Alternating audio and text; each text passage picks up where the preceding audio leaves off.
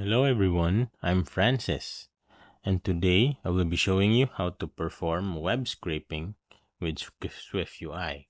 Now, what is web scraping? Well, it basically means that extracting data from a website. This is important because it allows us to gather data from certain sites even if they don't have an API to interact with.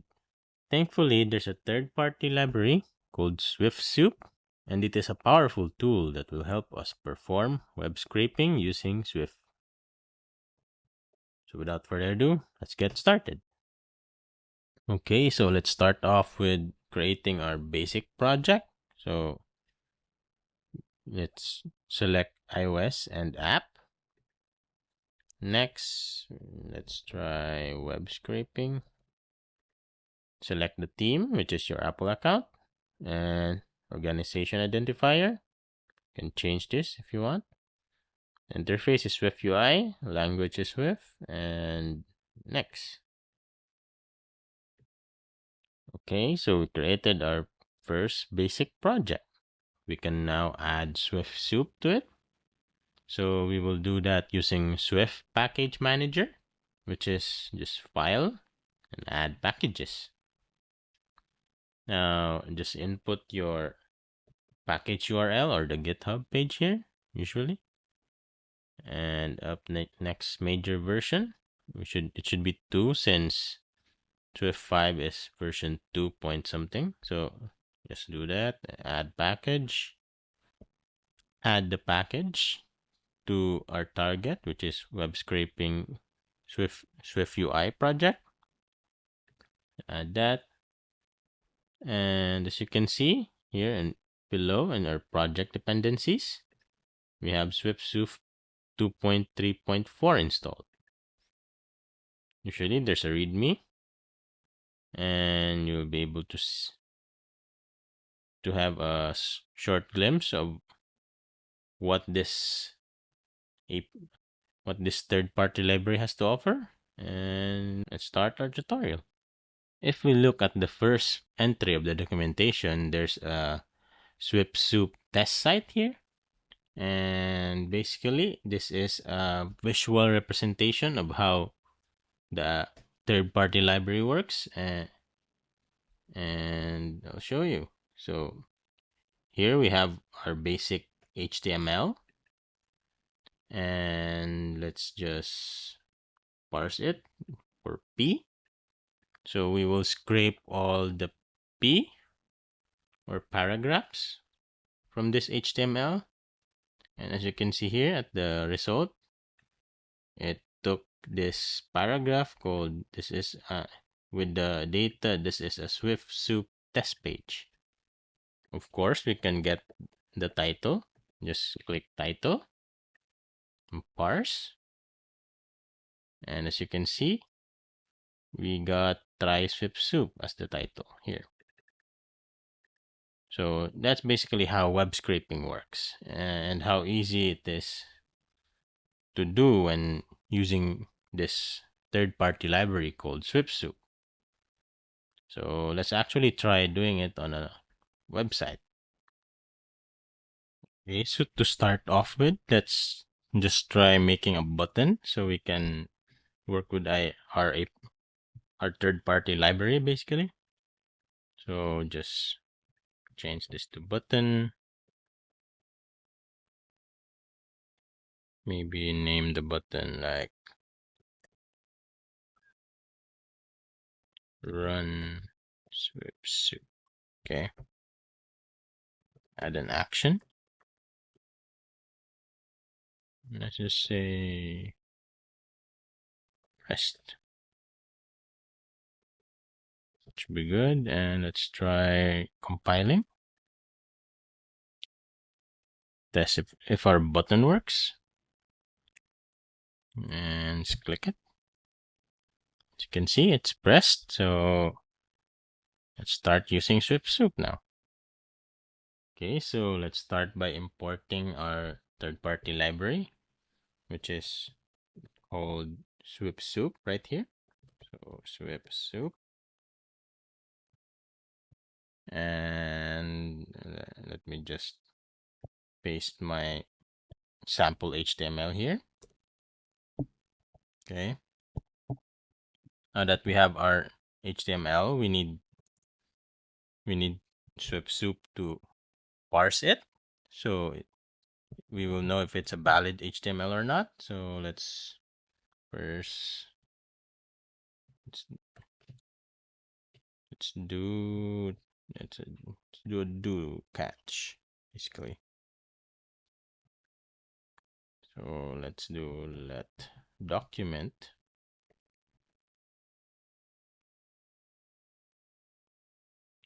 to a document. Let's go to try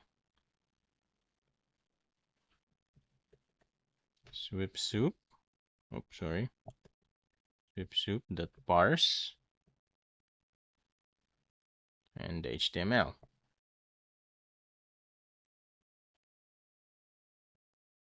If there's no problem, that will run. Of course, let's do a catch. So we won't crash our app. Let's just print error.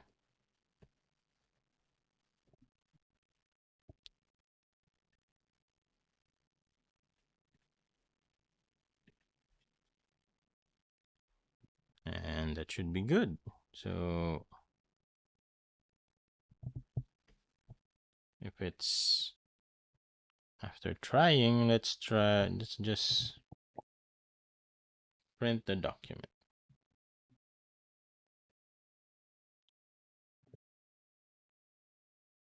Let's try running that. Oh, sorry, should be document.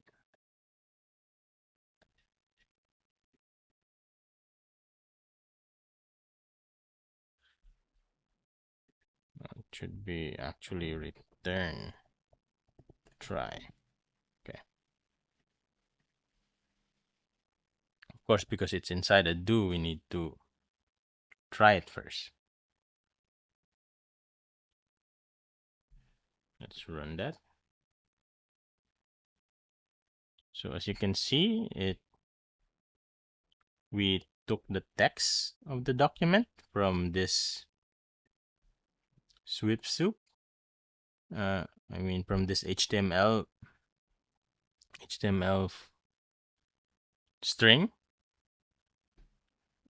and we can of course check document here again on what's available. So there's head, there's outer HTML, there's the text, of course, the title. So basically, document here is like it contains what it converted basically this whole HTML, converted it, and just it can now give us just the text if you want. We can get the title from it. We can get, you know, the body from it. You can see here, or the head, which is usually just the title or some other menus. And basically that's the basic usage of parsing an HTML in SwiftSoup. So let's just print the out HTML. Let's see how that goes. Sorry for let's run it.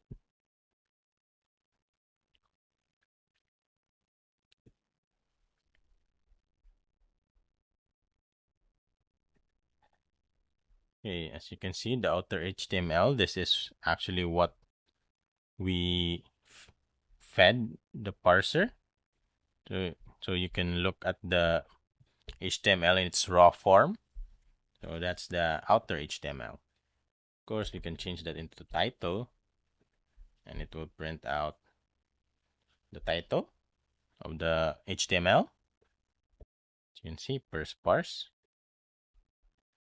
which is this one. Or we can do the body, of course. As you can see, what's returned is an element because it has a paragraph inside here. So that's basically that's the document body. And of course, as the example earlier, the text, it's just a text version of everything that's inside the HTML, or that's readable basically. Okay, so let's do some further testing or further usage of SwiftSoup. So let's just add another element here inside our body. Let's add another paragraph, which now has an A or a link. And let's parse that. Let's print the body. Let's see what happens. Okay, as you can see, there's now two elements here in our body. And we have two paragraphs. And there's also an A or a link. So what if we want to select, right? We just want the link. So like here, for example, in their sample, let me just open the site, the test site. So if you remember, in this test site, there's a CSS selector, the P, which results in the return of all the elements of that selector. So to do that here, we just actually need to do let's do let's get the link, which is an element, and let's try the document and do a dot select. So we're selecting for A, which is for links.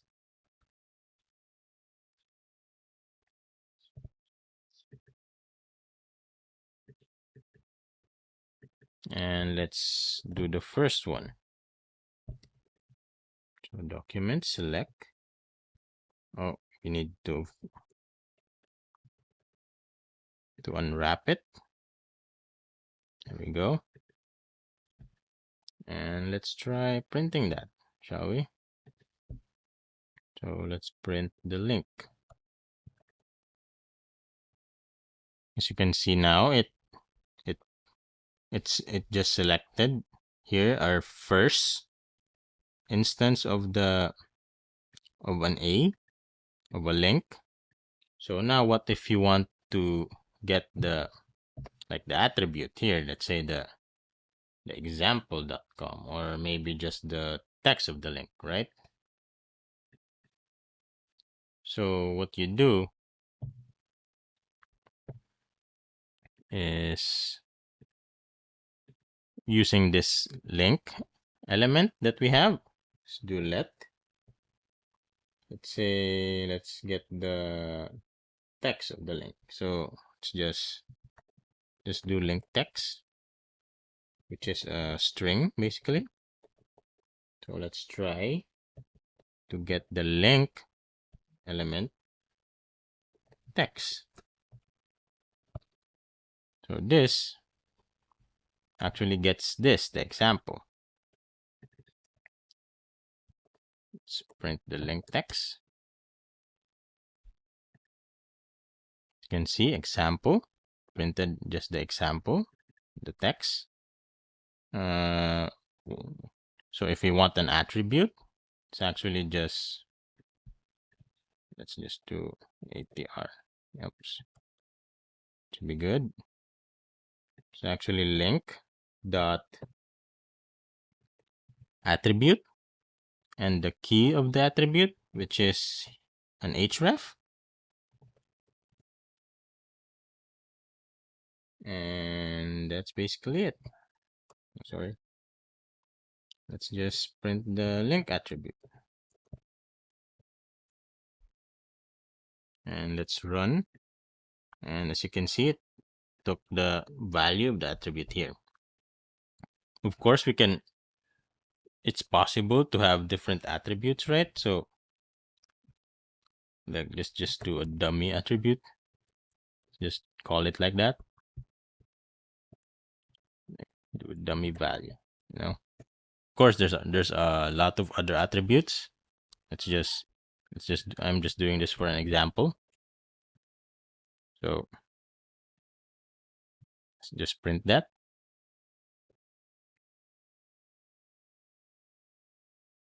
And run. And of course, it took the dummy value from our dummy attribute.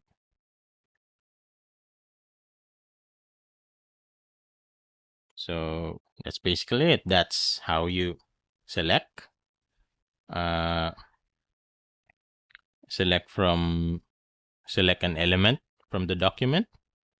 Then you can manipulate that element to get attributes, values from attributes, or get the text, even get the outer HTML of this particular link or particular element. You can also get inner HTMLs. So let's say here the outer HTML is this one, and the inner HTML basically is something like here, the example dot, because it's inside the link. So this is the inner HTML because we use the bold attribute, right? So that's it. Okay, so let's do another example. So there's actually what you call a link cleaner in SwiftSoup. So let's just paste this HTML I prepared. And as you can see, it's just a paragraph with, oh, sorry, forgot, let unsafe HTML. So you can see it's just a paragraph with a link, but the link has an on-click event called steal cookies. So that's a bit suspect, right? So why does your link have an on-click event? So we can try cleaning this unsafe HTML here by basically, just remove this for now and just do let safe HTML equal to try SwiftSoup dot clean, put the body, which is the unsafe HTML, and a whitelist. So there's a few options: the basic with images, none, on all HTML will be stripped, relaxed, simple text. Let's just do basic for now. Unwrap that, and let's print. Let's see what happens. Let's run it. As you can see, it changed. Actually, it cleaned the on-click event, changed it to something else.